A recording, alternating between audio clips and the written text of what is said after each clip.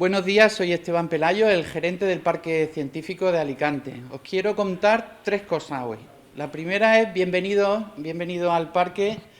Estamos contentos de que vengáis y hemos establecido un sistema mediante el cual durante la mañana creemos que vais a sacar el máximo partido del evento, que no es solo una conferencia, sino también un evento de relación entre vosotros y también con los ponentes. Es una cuestión bastante práctica.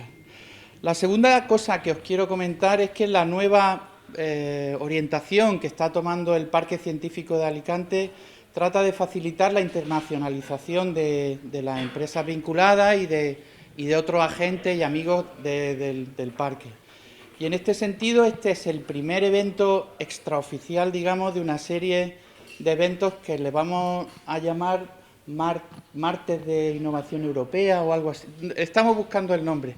El caso es que cada segundo martes de cada mes vamos a organizar un evento similar a este, en el cual alguien que sabe bastante de una convocatoria, junto con algunos ejemplos, nos expondrá cómo participar de una manera práctica en programas de innovación de la Unión Europea.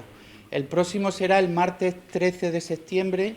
Tendremos Funding Box y hablaremos de financiación en cascada, que es una forma de entrar en programas europeos bastante sencilla, porque no se presenta uno a la convocatoria global de todos los proyectos, sino que son proyectos que lanzan convocatorias pequeñas aplicadas y creemos que os pueden ir bastante bien.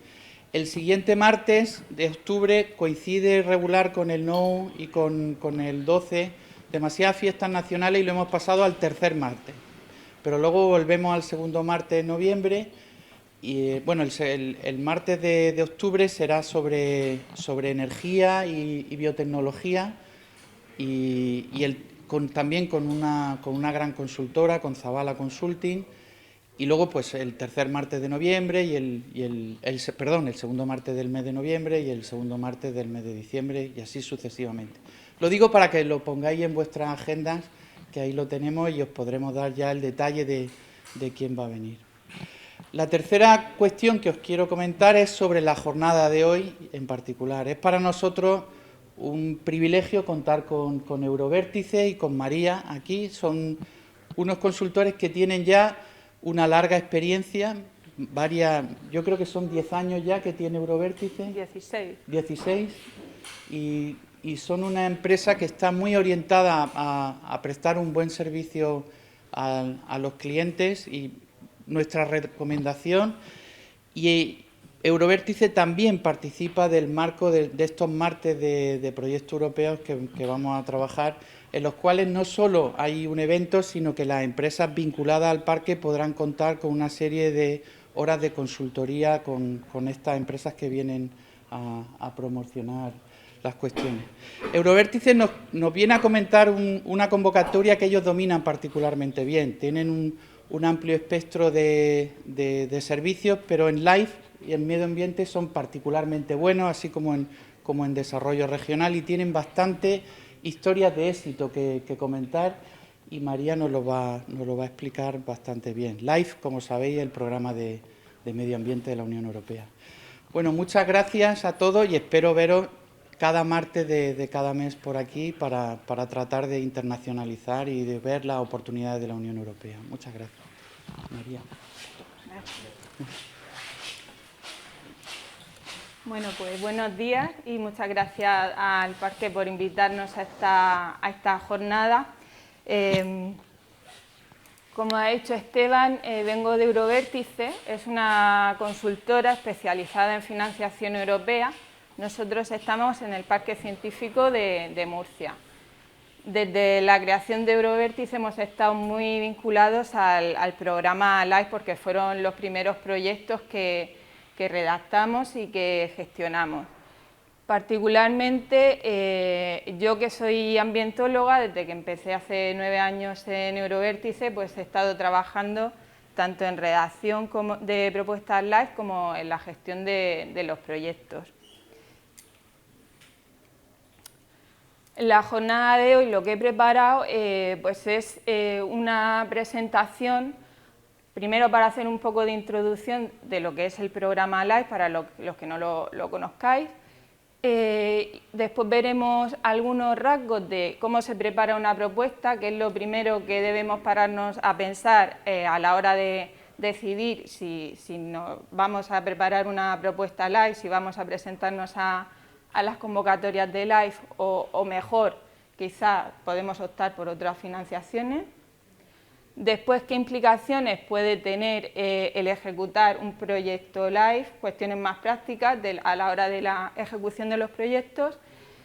Y luego, ¿qué prioridades y topics pueden interesar a una empresa? Y esto ha sido un poco en base al perfil de empresas que me pasó Laura, viendo un poco lo que hacíais, pues algunos topics lo pasaremos más rápido porque es una cosa un poco más pesada y ya depende de los intereses de cada uno. Bueno, pues el programa LIFE es el instrumento de la Unión Europea para financiar acciones de medio ambiente. Está exclusivamente ligado a la financiación de acciones de medio ambiente, cambio climático y naturaleza y biodiversidad. Este año LIFE cumplió 30 años, se lanzó en 1992 y aunque su origen fue la financiación, dar financiación a las políticas de la Unión Europea de biodiversidad y conservación de la naturaleza, se ha ido adaptando a las diferentes prioridades políticas en materia de medio ambiente que va cubriendo la Unión Europea. Se metió desde el principio el tema de contaminación, después cambio climático, adaptación, neutralidad climática, etcétera. Hasta la fecha se han cofinanciado más de 5.400 proyectos gracias a LIFE y más de 900 de ellos en España.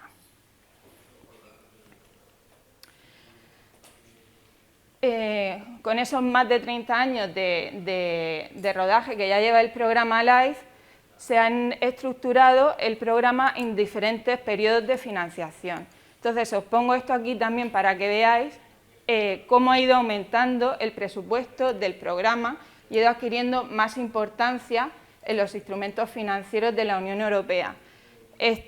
Actualmente nos encontramos en el periodo 2021-2027 y para estos años el programa cuenta con 5.400 millones de euros, que ha sido un aumento muy importante respecto a los 3.400 millones del programa anterior. Bueno, pues como os decía, el principal objetivo de LIFE es implementar las políticas ambientales de la Unión Europea. Cada proyecto LIFE que es financiado con estos fondos tiene que demostrar que contribuye a los objetivos de alguna política europea. Sirve como plataforma para desarrollo, intercambio de experiencias, demostración, innovación, para poner agentes en común que trabajan en la misma materia. A partir de los proyectos LIFE surgen muchas relaciones de coordinación y cooperación que después se mantienen en el futuro. Y como demostración de los beneficios de invertir en medio ambiente, en biodiversidad o en acción climática. Es importante en los proyectos LIFE demostrar resultados y sobre todo hacer análisis de costes-beneficios y decir por qué ese proyecto ha sido rentable. Bueno, como sabéis ahora mismo, a partir desde el año 2020, toda la política ambiental europea gira alrededor del Pacto Verde Europeo. A partir de que se apruebe el Pacto Verde Europeo han empezado a surgir muchas directivas relacionadas, como la estrategia de la granja a la mesa, la estrategia de biodiversidad 2030, el Pacto por el Clima, la Ley del Clima. Entonces, todo este abanico de legislación se recoge en el programa a través de sus diferentes convocatorias o sus programas, y es a lo que los proyectos deben contribuir.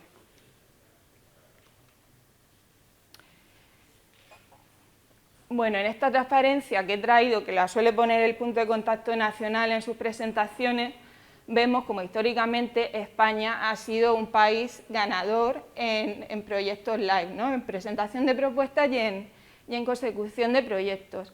En el periodo 2014-2020 en España se aprobaron 252 proyectos. Está a la cabeza de los Estados miembros.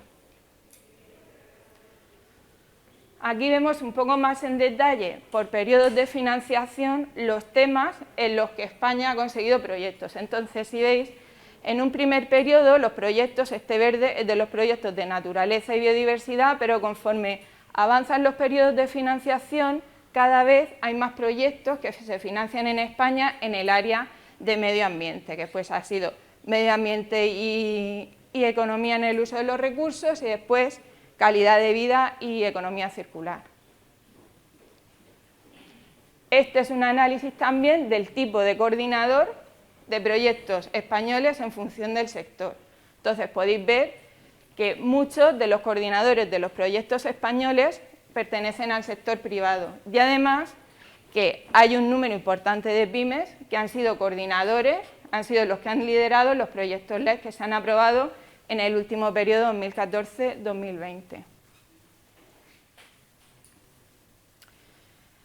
En este periodo 2021-2027, los objetivos del programa son contribuir al cambio hacia una economía circular, energéticamente eficiente, basada en energías renovables y resilientes al clima, proteger y mejorar la calidad del medio ambiente y detener y revertir la pérdida de biodiversidad. Estos objetivos se concretan en diferentes subprogramas. En este periodo 2021-2027, en LIFE se han establecido 4 subprogramas diferentes. En el de naturaleza y biodiversidad tenemos todos los proyectos que están relacionados con la implementación de la Directiva Hábitat, de la Directiva AVED y de la Estrategia de Biodiversidad 2030.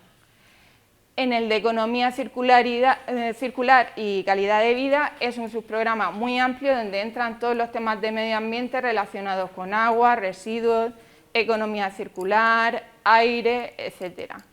Luego tenemos el de mitigación y adaptación al cambio climático y, por último, un programa nuevo de este año que ha venido de otros programas de financiación europea es el de transición hacia las energías limpias.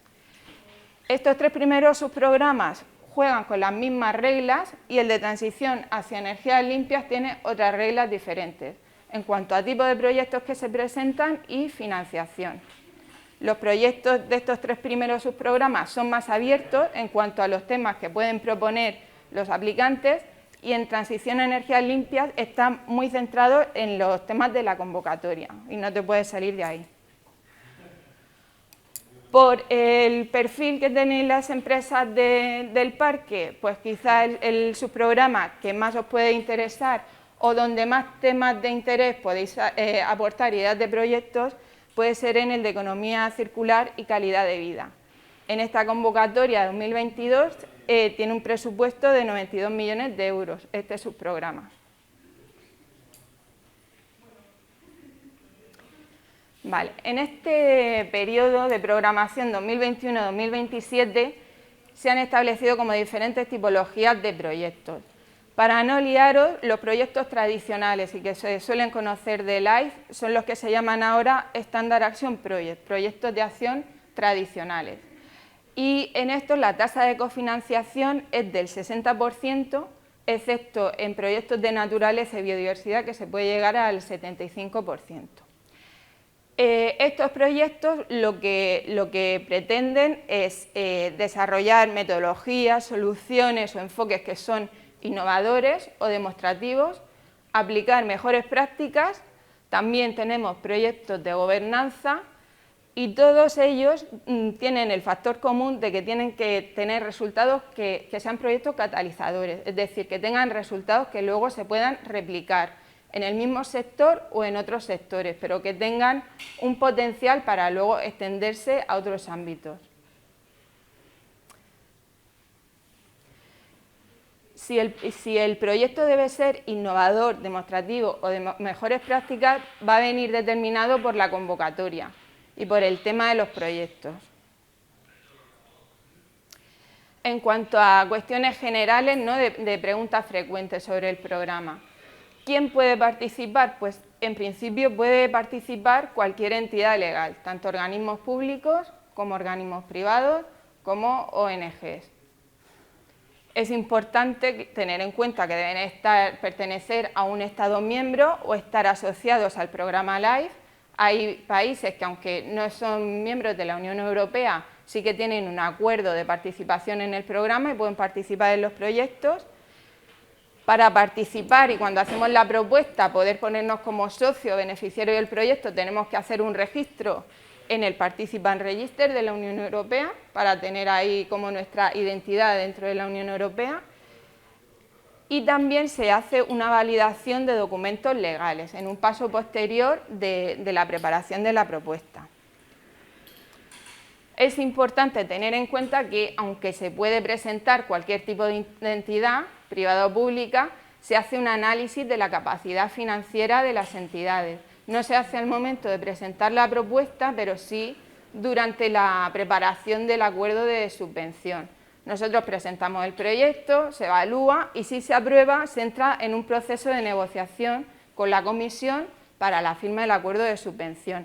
En ese proceso de negociación, la Comisión hace un chequeo de la capacidad financiera de las entidades que participan en el proyecto para saber si tienen la capacidad después de ejecutarlo. Entonces, en ese momento se pueden pedir documentos como la cuenta de resultados y balances o un informe de auditoría por un auditor externo. Se hace el análisis financiero y si no se pasa, pues se pueden proponer medidas adicionales, como que la prefinanciación se establezcan otros plazos para el pago, o que no haya prefinanciación y se pague después del proyecto, o que haya una responsabilidad solidaria entre los socios del proyecto para que, en caso de que uno falle, respondan los otros. Solo hay un par de excepciones a este análisis de la viabilidad financiera y es si la subvención son menos de 60.000 euros o si los coordinadores son socios públicos, que entonces no se les hace ese análisis de la capacidad financiera. Importante también para las empresas, pues que en LIFE, desde hace 6 años aproximadamente, se tienen muy en cuenta los proyectos close to market, que están cercanos al mercado.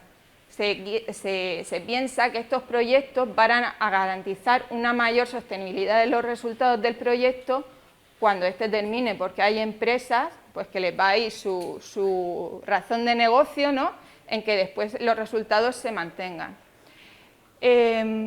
¿Cuáles son las ventajas? Pues eso, que se tiene una evaluación mejor, ¿no?, en el proceso de evaluación de las propuestas, porque se puntúa en el criterio de impacto esa cercanía al mercado, y también porque se tiene apoyo de CINEA, que es el organismo gestor del programa para estos proyectos. A la hora de presentar las propuestas sí que hay que aportar más documentación como la viabilidad financiera o hacer un análisis de competidores a la hora de presentar el proyecto y hay que incluir entregables obligatorios como un plan de negocio al final del proyecto. En cuanto al apoyo que da CINEA, hay un equipo que se llama Close to Market, que puede realizar funciones dentro del proyecto como revisar el business plan o todos los documentos relacionados con el mercado dentro del proyecto, ponen en contacto a inversores o te invitan a jornadas a presentar el producto o el servicio que estás desarrollando. Entonces son ventajas también o servicios que proporciona el programa a estos proyectos que son close to market. A pesar de lo que marca cada convocatoria, pues sí que hay un estándar, ¿no?, en los proyectos LIFE. Aunque normalmente en estos subprogramas de naturaleza, economía circular y adaptación al cambio climático no es necesario presentarse con otros socios, se puede presentar una empresa o un organismo solo, sí que normalmente es aconsejable llevar de socios a todos los que van a hacer que tu producto o tu servicio puedas incluir a toda la cadena de valor o llegue a los usuarios finales. Por otra parte, aunque el carácter internacional tampoco es obligatorio, si hay alguna cuestión de conocimiento de fuera o mercado fuera que vaya a aportar valor al proyecto, pues sí que es aconsejable incluir a socios de fuera. Se puntúa con unos puntos extras en la evaluación también si se justifica bien este carácter transnacional. La duración suele ser en torno a 2-4 años y el presupuesto medio por proyecto entre 1,5 millones de euros a 3 millones de euros. Perdona, tengo una pregunta sobre Sí. el tema este del carácter internacional. Si tú, por ejemplo, haces el proyecto, digamos, aquí a nivel local, pero que luego puedas ver una escalabilidad o que se pueda replicar como una experiencia piloto en otro sitio o algo así, como, quiero decir, a posteriori, cuando ya has hecho tu proyecto, pero dentro a lo mejor de esos 3 o 4 años, ¿eso podría funcionar o siempre desde el principio los dos socios europeos? No, es una forma también de justificar el carácter transnacional y de darle también el valor añadido a la propuesta, ¿no? Es decir, yo voy a demostrar aquí una solución y como puede ser aplicable en diferentes sitios de Europa, pues voy a hacer dentro del proyecto, eso sí, aunque sea en la última parte, pues estas acciones de replicación o de transferencia a otros lugares. Y ya si cuentas con esos socios o esas partes de fuera desde el principio, pues mucho mejor.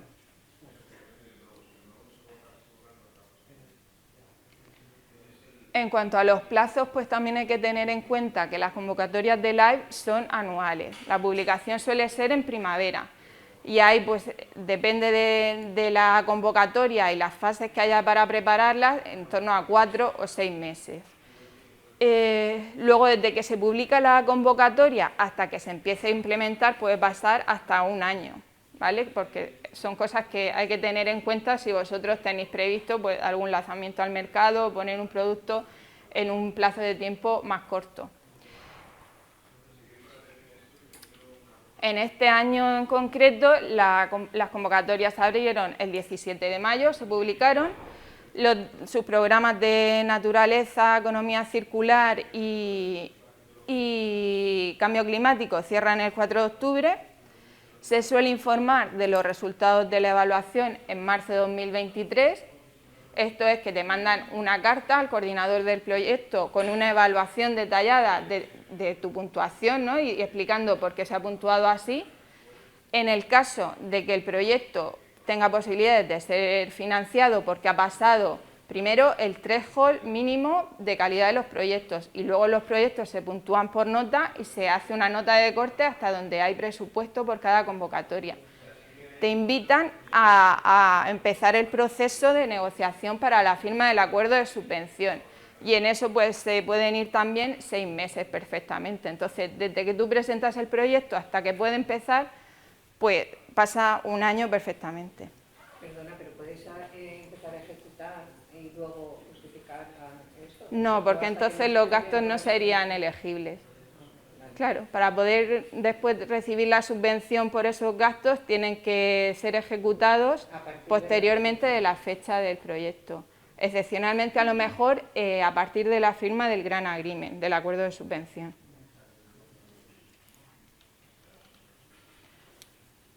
Bueno, aquí podéis encontrar toda la información sobre las convocatorias LIFE. Ahora, en la Unión Europea, toda la información de todas las convocatorias se está centralizando en este Funding and Tender Portal. Lo primero que tendréis que hacer es registraros en el registro de participantes que os he comentado antes, porque ahí es donde podéis vosotros también abrir las propuestas. Si a vosotros os interesa, por ejemplo, esta convocatoria, esto sería la convocatoria de adaptación al cambio climático, entraríais aquí, ahí vais a tener desplegables con toda la información de la convocatoria, los templates, los formularios, etcétera, y luego desde ahí hay un botón donde pincháis y se crea la propuesta, ¿no? Y ya se empieza a completar todos los apartados, etcétera. Empezáis a añadir socios y todo ese proceso. ¿Cómo se prepara una propuesta? Pues a ver, las primeras preguntas que nos tenemos que hacer es si la idea que yo tengo tiene como objetivo la mejora ambiental o climática, si los objetivos es una mejora del medio ambiente o un objetivo de mitigación del cambio climático o de adaptación al cambio climático, porque si no, pues no puedes participar en el programa LIFE, son sus objetivos principales. Después también reflexionar si el problema a solucionar tiene una dimensión europea, porque los proyectos tienen que tener un valor añadido europeo. Si es un problema muy localizado en un sector en concreto o en un sitio geográfico en concreto, pero que no se da en otros sitios, no va a tener el valor suficiente para que te lo financie la Unión Europea.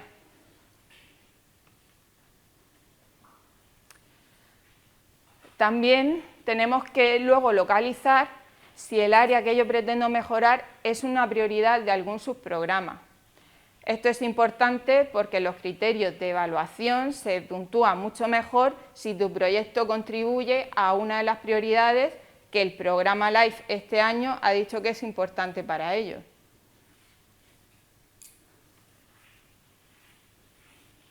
Y luego también saber si tiene un carácter demostrativo o innovador y si marca una diferencia respecto a lo que se ha hecho hasta ahora.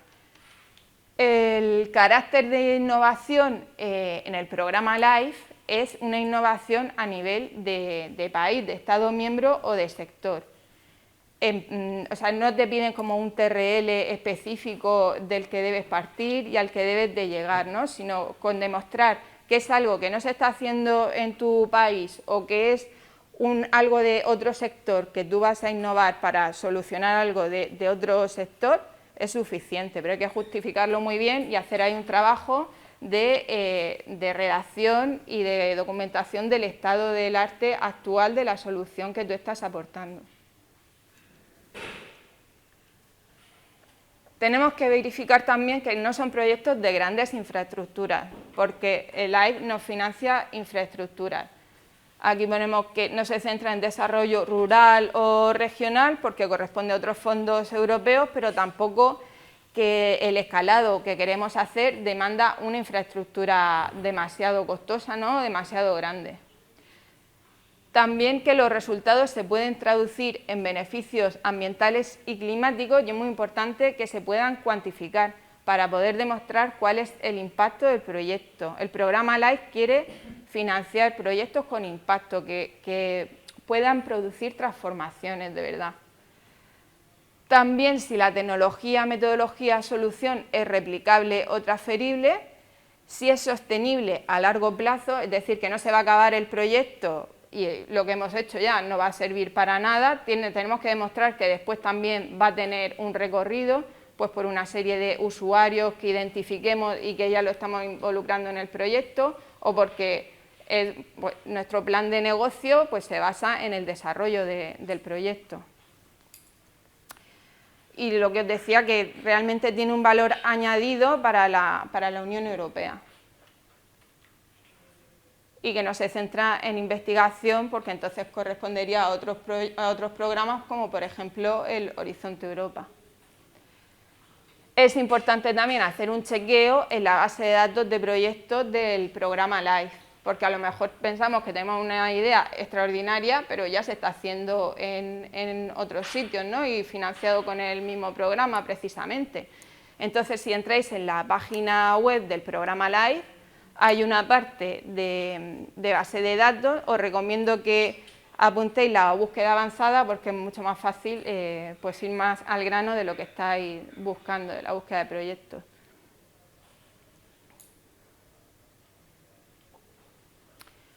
¿Y qué hay que preparar? Pues vamos a ver. En este periodo 2021-2027 hemos empezado de una forma un poco difícil, porque las convocatorias se han establecido que había que hacerlas en una sola fase y presentar la propuesta completa, es decir, un formulario muy extenso de justificación del proyecto, acciones, tareas, presupuesto, etcétera. Está previsto que a partir de 2023 las convocatorias vuelvan a ser en dos fases. Esto es que en un primer momento tú presentas un resumen, que antes era de unas 10 páginas, donde explicas los objetivos principales del proyecto, quiénes son tus socios, las acciones principales, el presupuesto. Si es importante en esa fase ya dar resultados lo más cuantificados posible porque te evalúan el impacto.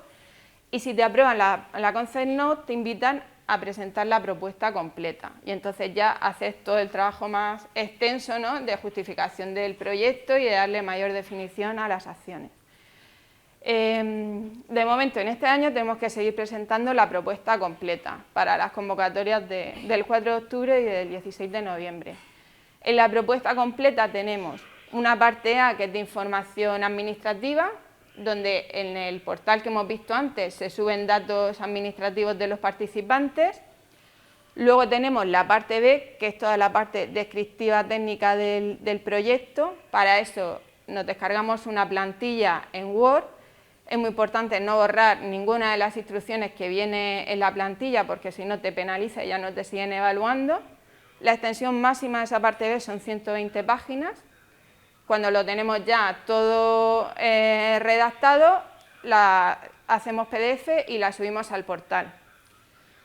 Después tenemos una parte C, que es de Key Project Indicators, de indicadores, y se completa también directamente en el sistema. Es importante no dejar esto para el final, porque los indicadores que pongamos ahí tienen que coincidir con los resultados que estamos explicando en la parte B. Entonces, desde el principio es aconsejable echarle un vistazo a esos indicadores para que luego coincidan con lo que vamos a poner de resultados.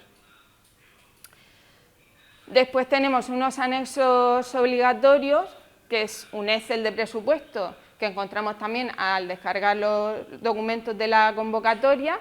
Ahí tenemos que detallar el esfuerzo de personal, de costes que vayamos a tener de equipamientos, infraestructura, fungible, etcétera. Y unos formularios también que se descargan de la convocatoria de información del participante. Es importante completar también bien esto porque es donde se evalúa la competencia técnica de cada socio para hacer las acciones que explicamos en la propuesta que se van a desarrollar.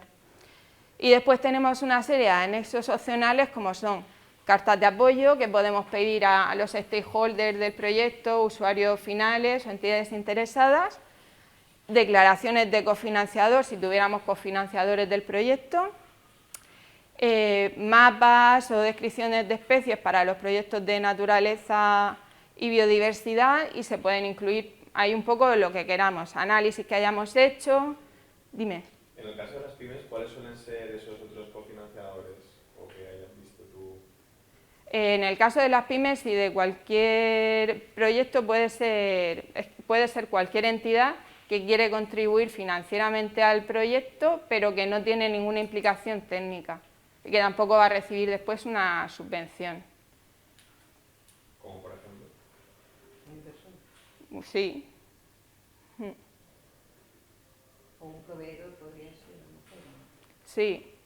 En el proyecto, a ver, no es para pymes, pero en el proyecto uno que redactamos y participamos como socios en Eurovértice es un proyecto de adaptación al cambio climático, y allí el objetivo del proyecto es establecer relaciones entre las empresas y los ayuntamientos que llevan a cabo acciones de adaptación al cambio climático, para que por medio de la RSC de las empresas se financien esas actuaciones, ¿no?, de adaptación.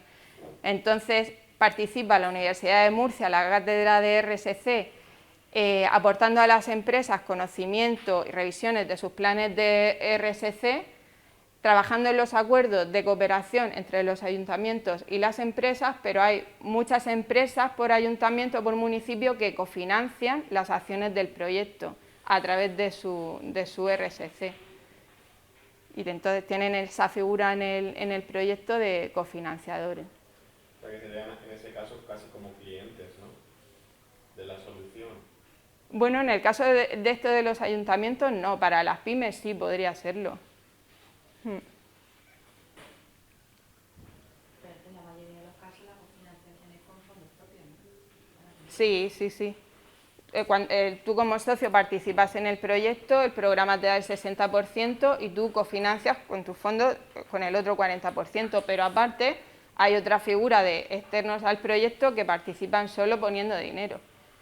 En el caso de pymes no conozco tantas, pero de proyectos más grandes, por ejemplo de biodiversidad, en el que se han hecho actuaciones de tendidos eléctricos, pues Red Eléctrica Española como era un proyecto en el que era directamente afectado, pues ha participado como cofinanciador del proyecto.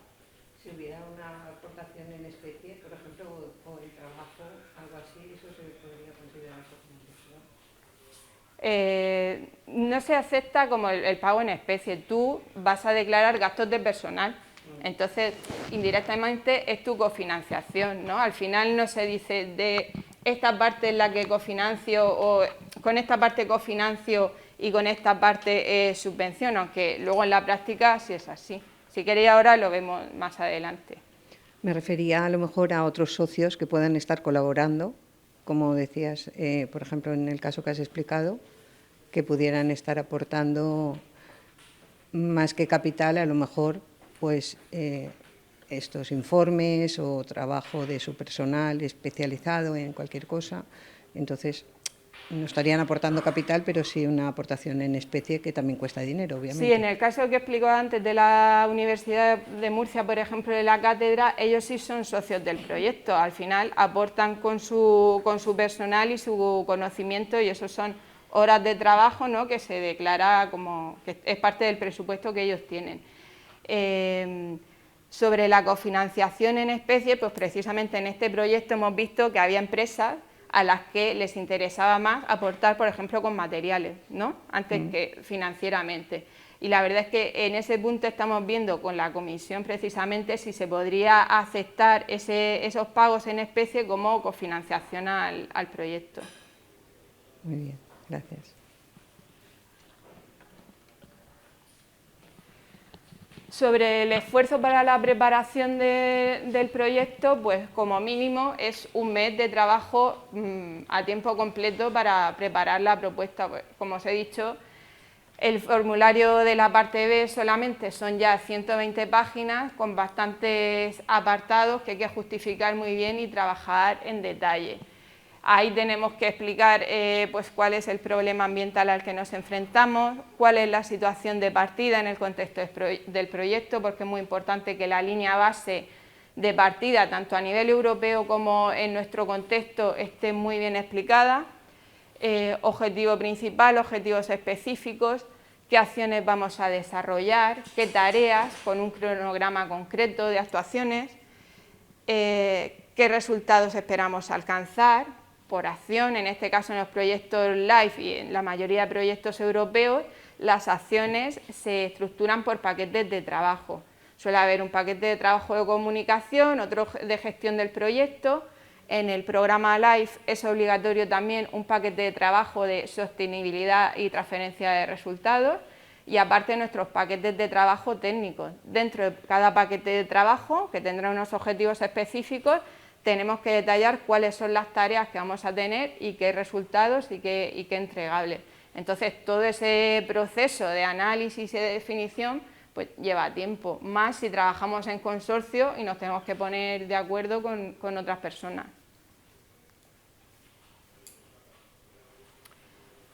Y la última parte debe ser la preparación del presupuesto. Cuando ya tenemos bien detallado cuáles son las acciones que necesitamos implementar para llegar a nuestros objetivos, es recomendable hacer un enfoque de abajo arriba para ir viendo el presupuesto que necesitamos. Las categorías de gasto de LIFE tenemos tanto costes de personal, que puede declararse personal que ya esté contratado, como las contrataciones de personal nuevo, costes de subcontratación de bienes, obras o servicios, y otros costes directos como viajes pues para reuniones del consorcio o reuniones con la comisión, viajes de campo, etcétera. Equipamientos, otros bienes fungibles, infraestructuras. Luego en LIFE desde hace un par de años también tenemos la posibilidad de hacer financiación en cascada, dando subvenciones a terceras partes, y la compra de terrenos, pero que es solo aplicable para proyectos de naturaleza y biodiversidad. Además tenemos una partida de costes indirectos que es del 7% de los costes elegibles y que no hay que declarar, o sea, no hay que justificar documentalmente.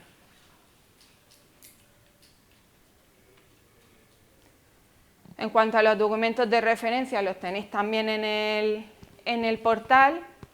ahí está el enlace, pues hay que tener en cuenta la legislación del programa a la hora de justificar por qué contribuimos a los objetivos del programa LIFE, por ejemplo, que es uno de los primeros apartados del formulario, las convocatorias, los modelos de acuerdo de subvención, porque ahí vamos a encontrar cuestiones de si se nos paga prefinanciación, en qué momento del proyecto se nos da esa prefinanciación, etcétera. Luego, guías que hay sobre el funcionamiento del portal, por si tenemos algún problema, también cómo acudir al helpdesk si hay alguna incidencia informática con esta herramienta, y las plantillas y los formularios para preparar la propuesta. En cuanto a las implicaciones o los aspectos prácticos a la hora de ejecutar los proyectos, pues tenemos que tener en cuenta que durante los años que dure el proyecto tenemos que estar muy coordinados, ¿no? Y trabajar de forma conjunta con los socios del proyecto. El beneficiario coordinador va a ser el que tenga una relación directa con la Comisión Europea, el que reciba la subvención y el que después la transfiera a los socios. Luego, los beneficiarios asociados normalmente suele ser cada uno responsable de un paquete de trabajo, de una tarea o de aquellas acciones donde tiene más competencia técnica.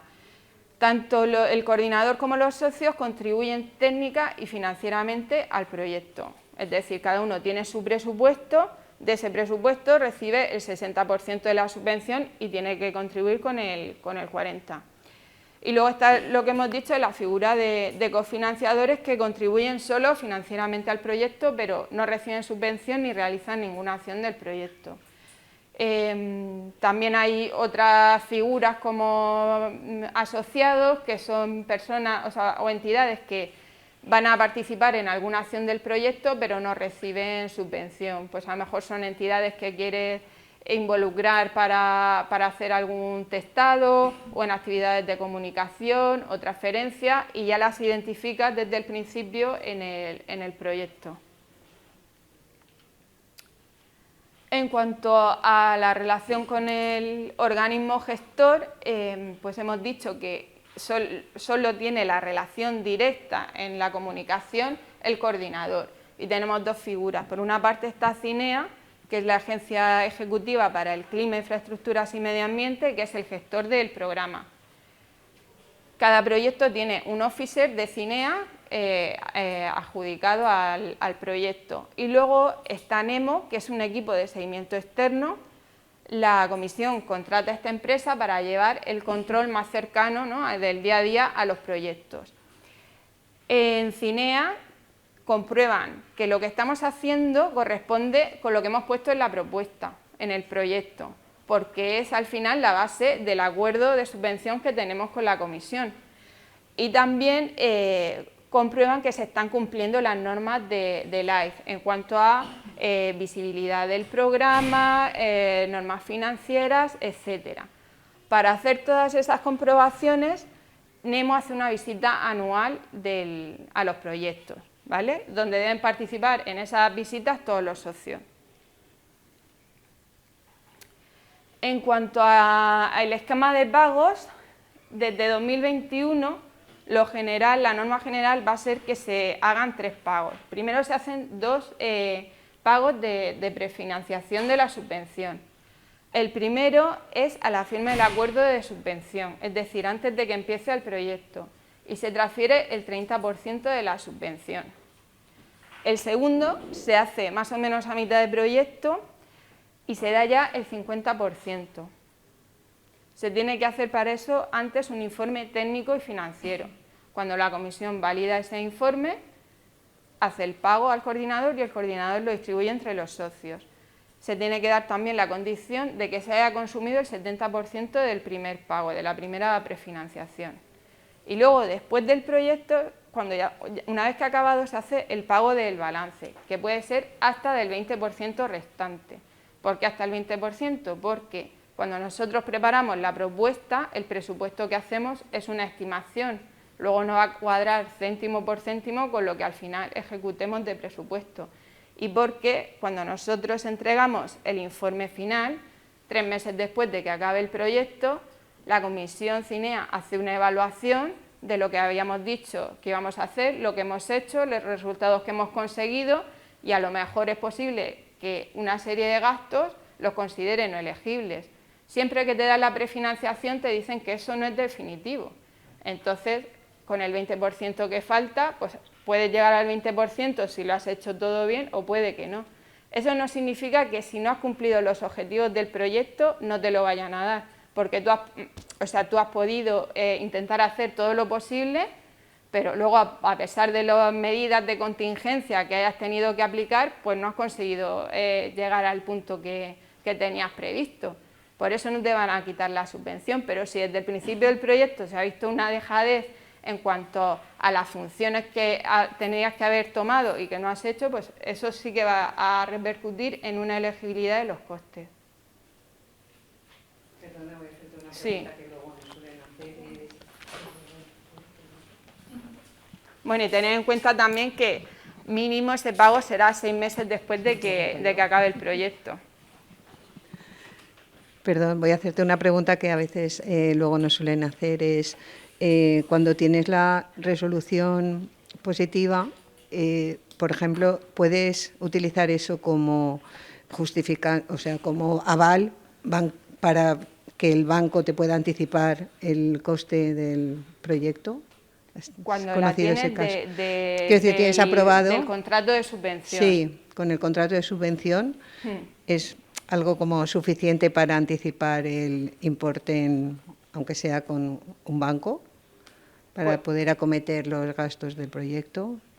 Pues a nivel de empresa la verdad es que no lo sé, pero de administración pública sí sé que hasta que no tienen, por ejemplo en universidades, hasta que no tienen el contrato de subvención firmado, no pueden empezar todos los procedimientos de contratación de personal para el proyecto, etcétera. Vale, gracias.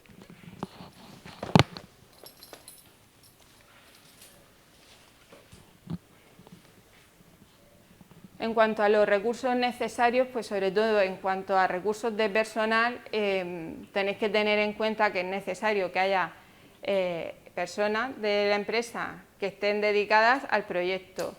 Si no, el 100% de su tiempo, bueno, en el caso de que seáis coordinadores, sí hace falta mucho más esfuerzo en cuanto a horas de personal, pero sí que una parte de los recursos del personal se van a desviar a la implementación del proyecto. También se puede contratar personal adicional, pero como hay que cofinanciar con ese 40%, pues sí que tenéis que tener previsto que parte de esa cofinanciación pueda venir por recursos que ya tenéis, ¿no? de nóminas que se puedan aportar o se pueda justificar ese tiempo de personal para poner en el proyecto.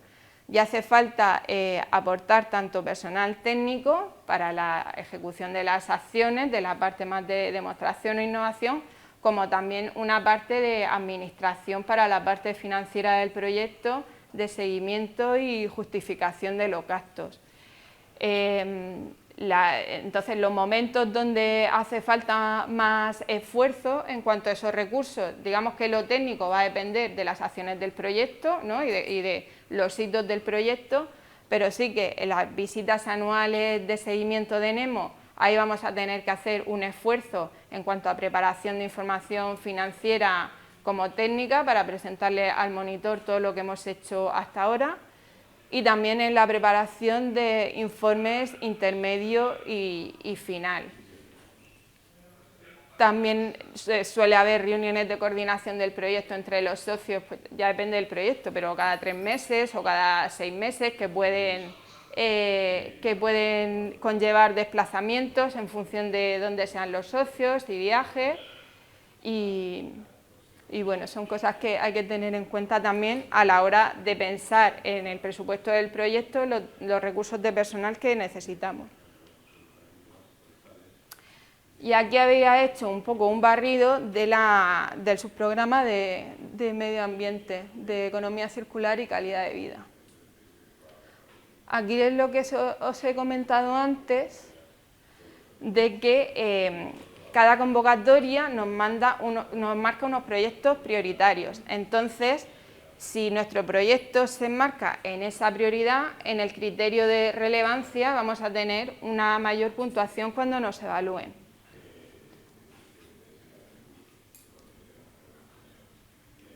Luego, en el subprograma de Economía Circular y Calidad de Vida, pues repasa las características generales. Esta es la referencia que tenéis que buscar en el Funding and Tender Portal, es el topic. La tasa es del 60%, la financiación, presupuesto global del subprograma 92 millones de euros y se espera aprobar unos 38 proyectos dentro de esta convocatoria solo este año. Si dividís, pues los proyectos creo que salían en torno a 2 millones de euros, o sí, 2,5, como eran 2.400.000 euros. Entonces, aunque el rango indicativo sea de 2 a 10 millones de euros, 10 millones de euros debe ser ya un superproyecto. No es lo habitual, ¿no?, que se presenten proyectos por ese importe. Y ahora repasamos un poco los temas de cada prioridad de economía circular y calidad de vida. Por una parte tenemos economía circular y residuos. Tenemos una prioridad que es recuperación de recursos y residuos. He ido marcando en rojo todos los temas que piden que las soluciones sean innovadoras, porque ahí es donde tenemos que fijarnos si la solución realmente debe llevar una componente de innovación o no, o puede ser simplemente mejores prácticas o alguna demostración que requiera menos grados de innovación. En cuanto a recuperación de recursos de residuos, pues tenemos soluciones innovadoras para recogida selectiva y reciclaje de residuos de aparatos electrónicos y eléctricos, baterías y acumuladores, RCDs, plásticos, biorresiduos, textiles, materiales compuestos y multicapa, máscaras faciales utilizadas durante la pandemia.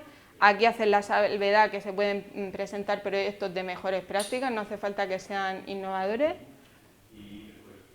Recuperación de materias primas críticas a partir de residuos, envases y vehículos y barcos al final de su vida útil. Luego tenemos, por otra parte, proyectos que presenten soluciones innovadoras para descontaminación de residuos que contengan sustancias peligrosas.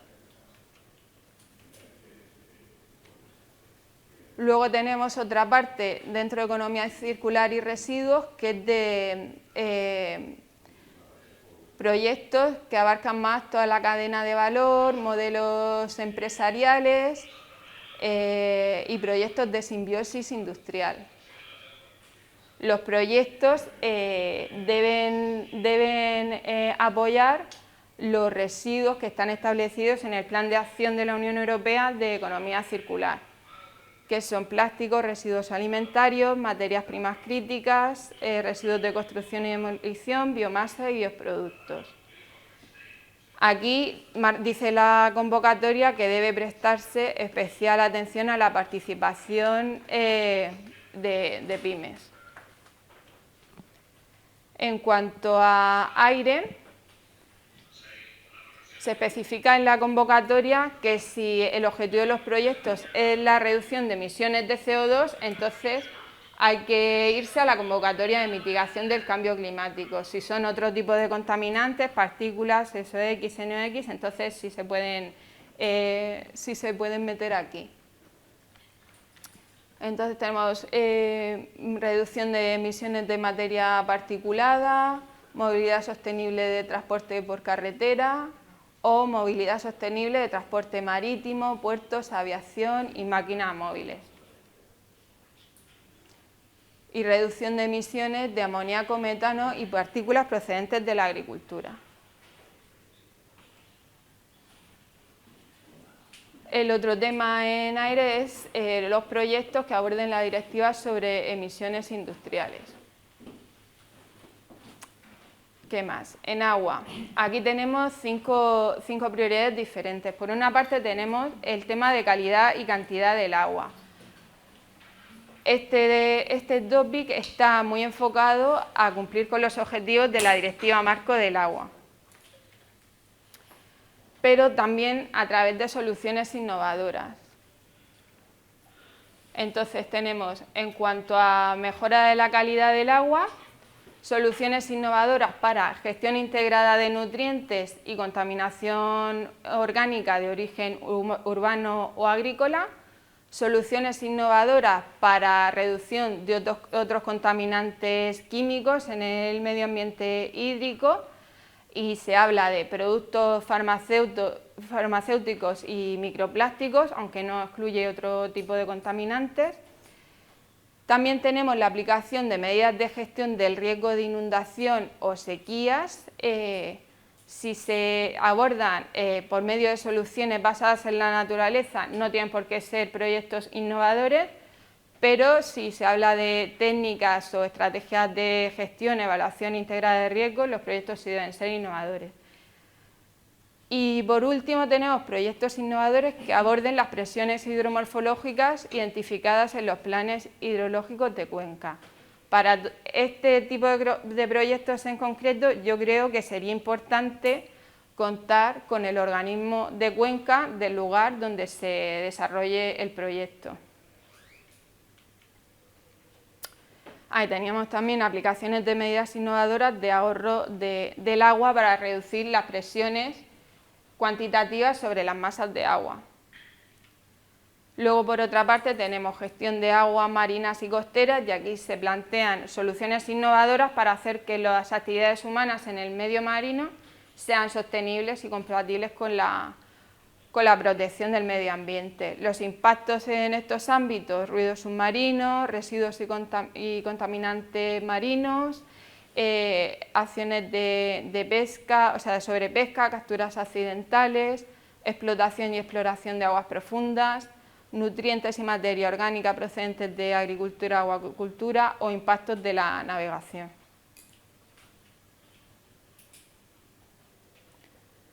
En servicios del agua, pues tenemos aplicación de tecnologías e instrumentos innovadores para abastecimiento y tratamiento de aguas residuales urbanas, aplicación de herramientas innovadoras que garanticen la prestación eficiente de servicios de conformidad con las directivas sobre consumo de agua, y la mejora de la eficiencia y eficacia de las soluciones innovadoras para poder usar más agua reciclada o reclamada. En cuanto a suelo, hay dos prioridades. Una para plantear acciones innovadoras para la transición a prácticas más sostenibles de ordenación del suelo y uso de la tierra, o de restauración, protección y mejora de la salud del suelo y prevención de su degradación. En ruido se buscan proyectos que tengan un impacto en zonas urbanas.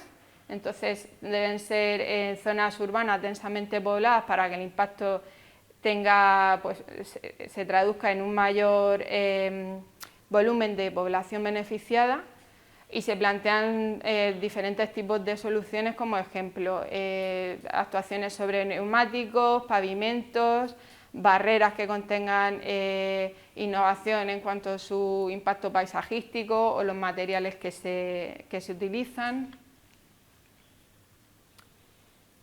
Para productos químicos tenemos prevención y reducción del impacto sobre el medio ambiente o la salud de sustancias peligrosas, producción y uso de productos químicos en toda la cadena de valor, innovaciones digitales, aplicaciones de soluciones seguras y sostenibles desde el diseño, y aplicación de la directiva Seveso sobre accidentes industriales en los que intervienen las sustancias químicas. Y por último, tenemos en este subprograma una prioridad que es de la nueva Bauhaus europea. Si no la conocéis, es una iniciativa de la Comisión que ha sido directamente lanzada por Ursula von der Leyen, y que tiene como intención proponer un camino de transformación hacia una transición energética desde una perspectiva muy multidisciplinar, que tenga en cuenta tanto la ciencia como la arquitectura, las artes y la participación pública. Y entonces aquí en el programa LIFE, bueno, están todos los programas de financiación europea, y aquí en LIFE en concreto lo que se buscan son proyectos que reduzcan el impacto de los nuevos edificios de una forma holística, proyectos que promuevan distritos circulares y que creen cadenas de valor circulares para impulsar las economías urbanas y regenerar el territorio, o mantener o restaurar la biodiversidad a través de las intervenciones en edificios y de enfoques arquitectónicos innovadores.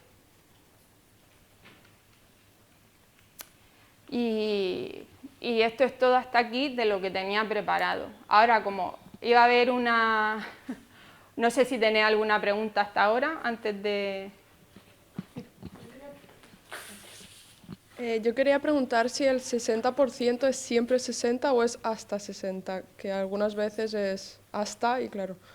Es hasta 60, porque tú puedes pedir menos subvención de la que el límite hasta el que el programa te puede subvencionar. Pero si tú pides 60, ellos no te pueden reducir el porcentaje subvencionado. O sea, en la revisión de la propuesta, por ejemplo, te podrán decir que quiten acciones, en todo caso, pero entonces tu presupuesto se reducirá y te darán el 60% de ese nuevo presupuesto que ha resultado. Y para tenerlo claro, en la parte de presupuesto entra compra de equipamiento. Sí. Y en la parte de infraestructura, que es compra de naves o en alquiler de naves o algo así. Realización de obras de infraestructura. Esto va a depender mucho de la contabilidad de cada empresa, de cómo lo localice dentro de su contabilidad. Y también hay que decir que hasta hace 2 años el tema de las infraestructuras y el equipamiento en el programa LIFE no ha sido todo el coste elegible, es decir, no te financiaban el 60% del coste total, sino que te financiaban el 60% de la amortización que tú hacías durante la vida del proyecto. Recientemente se ha introducido una cláusula de durabilidad que si tú puedes justificar que esos bienes van a tener la misma finalidad una vez acabe el proyecto que durante el proyecto, es decir, que vas a seguir contribuyendo a los objetivos del proyecto, entonces sí te pueden financiar el 60% del coste total, ¿vale? Pero al final, si una cosa es equipamiento o no, o sea, si es un bien duradero o no, pues depende de la contabilidad de cada empresa. Y de hecho, en la justificación económica tú tienes que aportar tus normas contables para justificar por qué lo estás contabilizando de una forma o de otra, porque es una amortización, unos plazos u otros. ¿Y si tú tuvieras que comprar una nave para realizar la actividad, eso entraría también? Pues depende del coste de la nave, porque ya te digo, si va a representar un porcentaje muy grande del proyecto sobre el total, pues seguramente no vaya a ser un coste elegible o ponga en riesgo el análisis de la viabilidad financiera del proyecto, ¿no? Cuando ellos evalúan el coste-beneficio del proyecto, pues esa parte te va a salir más floja. Vale, gracias. Relacionado con el tema del 60-40, hemos dicho que debe ser simétrico entre todos los socios del consorcio, o puede ser asimétrico y que ese 60-40 se mantenga sobre el global del proyecto. Puede ser asimétrico. Vale. También ahora están cambiando un poco las reglas respecto a eso, porque antes tú en la propuesta sí podías decir pues que no sé, determinada administración pública o un socio más grande, una gran empresa que tiene más músculo financiero, iba a recibir menos subvención en favor de otro socio más pequeño, pero ahora, a la hora de la propuesta, todos los socios deben en principio contribuir con el 40%. Lo que pasa es que luego, después de firmar el acuerdo de subvención, se hacen unos acuerdos de partenariado entre el coordinador y cada uno de los socios. Y es ahí donde te dice el CINEA que tú puedes establecer otros porcentajes de cofinanciación. Entonces, a nivel oficial, todos tienen el 60-40 y luego, cuando se realizan los acuerdos de partenariado, cuándo se pueden establecer otros porcentajes. Obviamente, a la hora de preparar el presupuesto hay que llegar ya a un acuerdo de cuál va a ser la subvención que va a recibir cada uno, pero sí que es posible hacerlo. Vale. Y comentabas que se busca que los proyectos tengan una cercanía al mercado, entiendo, que por lo que comentabas de que buscan también el éxito de los resultados. Entonces estamos hablando de que acciones financiables, al no ser proyectos de investigación, sino ya de innovación y puesta en mercado, se incluirían proyectos de escalado de producción, industrialización y demás, ¿no? Estaríamos hablando de ese tipo de proyectos. O también que en una primera fase del proyecto tengas que terminar de hacer algún desarrollo a escala de laboratorio, ¿no? para luego realizar ese escalado, eso también es posible. Vale. Y en ese sentido, y al hilo de lo que comentaba Osana también, dentro del conjunto global del proyecto, a la hora de la evaluación, ¿cómo estarían los porcentajes de dedicación de ese presupuesto en relativo a inversiones, personal y demás? Si se va a primar más o si se le da mucha importancia más a la parte de contratación, o si en la parte de inversiones, que a lo mejor es más nuestro caso, porque en el ámbito, digamos, industrial, pues todo se va a maquinaria y demás, si ahí hay que ser más modestos o no habría problema en principio. El único límite que hay es en las subcontrataciones, que sí hay un límite a nivel de proyecto que es del 30%.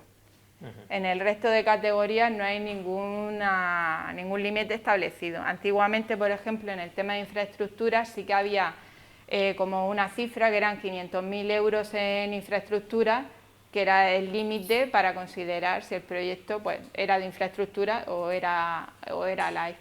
Pero va a depender un poco de las necesidades que tengáis. Por eso también el tema de hacer los proyectos de abajo a arriba, de primero pues, ver qué acciones se plantean y luego ir detallando los gastos y a qué partida debe ir cada una, teniendo en cuenta pues eso, que no se puede ir ni a una gran infraestructura ni superar el 30% como es a nivel de proyecto, que a lo mejor otro socio solo lleva personal o mucho más personal y se puede compensar esa parte de servicios, por ejemplo. Vale.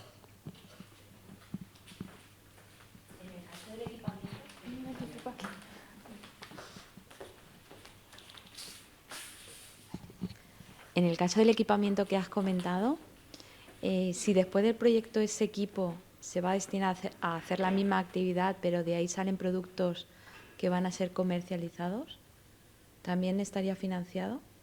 Yo entiendo que sí. Sí, lo que pide la cláusula de durabilidad es que tenga el mismo objetivo que el proyecto, así de una forma muy genérica, por lo que yo entiendo que sí. Vale. Pero también es una cuestión que se ve caso por caso de cada beneficiario. Vale. Gracias.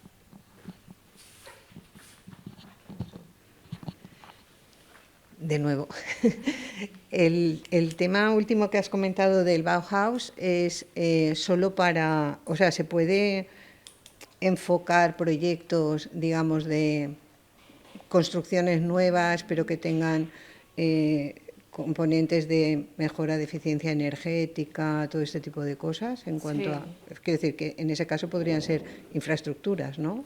Sí, lo que pasa es que quizás debería ser una infraestructura que ya esté prevista y que el proyecto vaya a aportar esas mejoras en cuanto a la integración de la naturaleza, la eficiencia energética, ¿no? Para actuaciones como la parte más de innovación en el edificio.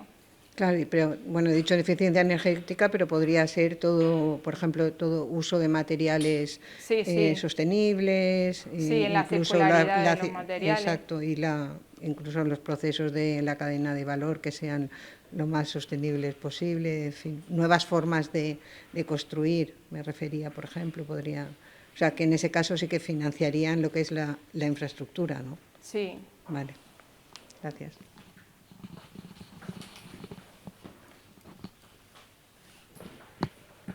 En el caso de, bueno, estamos elaborando en la primera fase el presupuesto.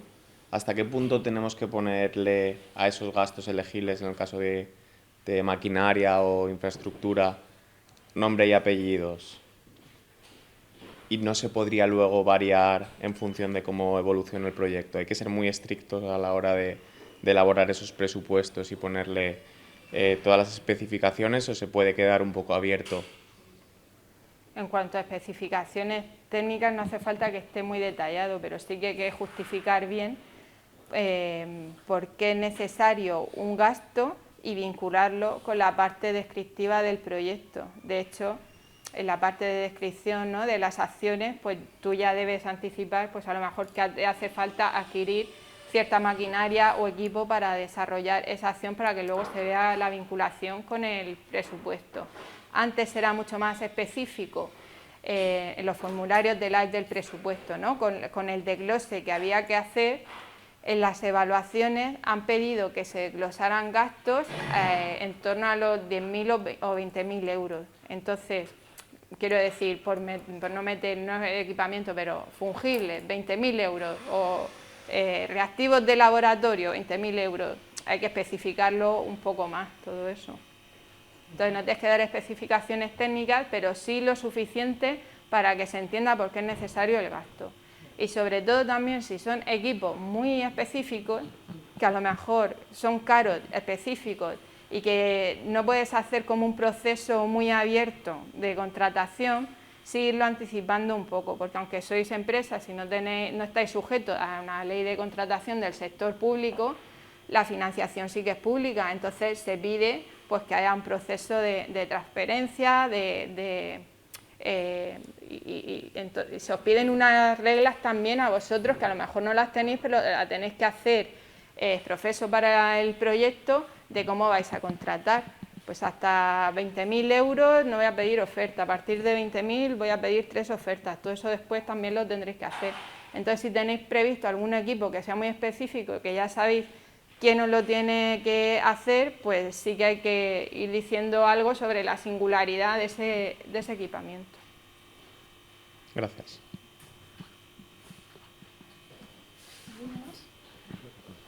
Si quieres comentar. Bueno, pues ahora venía la presentación de un caso de éxito de una empresa.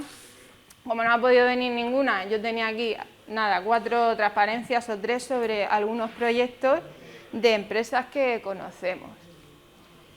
El primero es el proyecto Enerin. Enerin es un proyecto ya del periodo de hace unos cuantos años, en el que participó la empresa Diego Zamora, que es una empresa de bebidas que está en el polígono industrial de Los Camachos en Cartagena. Son los que hacen licor 43 y pues tienen un nivel de exportación muy grande. Aquí lo que hicieron es que en la fábrica de Diego Zamora pues se implementaron varios sistemas de energías renovables. Ahí tenemos pues placas fotovoltaicas en la cubierta, calderas de biomasa con diferentes tipos de combustibles, ¿no?, que se probaron para ver cuál era el mejor rendimiento de la fábrica, introduciendo esas tecnologías. Tenemos también el proyecto Lai Sarmiento, que aquí participó, era el coordinador Microgaya, que es una empresa de biotecnología que está en el Parque Científico de Murcia. En el proyecto Lai Sarmiento participó también una cooperativa de la denominación de origen de Bullas, una cooperativa vinícola, y con los residuos de la poda de la vid, con los sarmientos, se demostró un proceso de compostaje por medio de los microorganismos que aportaba Microgaya, que producía un abono, un compost orgánico que después se volvía a aplicar al suelo de las parcelas de los viticultores que habían participado en el proyecto. Este proyecto era de mitigación del cambio climático, porque el objetivo era reducir las emisiones producidas por las quemas de los sarmientos y utilizar ese residuo para obtener un producto que después se devolvía al suelo otra vez. Y el proyecto Life Olea Regenera, este está también coordinado por una pyme, por Fineco. Aquí participan como socios también el CEBAS y una cooperativa de Jaén, que se dedican a hacer aceite de oliva. Con el proyecto Life Fineco en vez de llevar los residuos de la producción del aceite de oliva, que es el alperujo, a las orujeras, que producen muchas emisiones de gases contaminantes, se utiliza ese residuo del alperujo para producir biofertilizantes, que es el producto de Fineco, y productos para la alimentación animal. Se está probando en ganado porcino. Entonces Fineco está ahora comercializando, empezando la etapa final del proyecto de comercialización de esos biofertilizantes que obtienen a través del residuo de la producción del aceite de oliva. El CEBAS lo que hace, que es un centro del CSIC que está en la región de Murcia, un centro de afología, hace todo el testado y las pruebas agroquímicas del fertilizante en sus parcelas experimentales. Y por último tenemos el proyecto Life Cleanup, que es un proyecto coordinado por la Universidad Católica de Murcia, pero en el que participan varias empresas. Por una parte participa Hidrogea, que pertenece a un grupo muy grande, porque se ha desarrollado una planta demostrativa de tratamiento de aguas residuales. O sea, después de todo el proceso de depuración en la EDAR, se implementa esta tecnología para intentar depurar los contaminantes emergentes que todavía quedan residualmente de las etapas anteriores de la EDAR. Entonces Hidrogea pone a disposición la EDAR, el espacio para la planta, el seguimiento de la planta demostrativa, pero han participado también Hidrotec, que es una empresa dedicada a los sistemas de tratamiento de agua. Vinculada al parque. Ah, pues vinculada al parque también.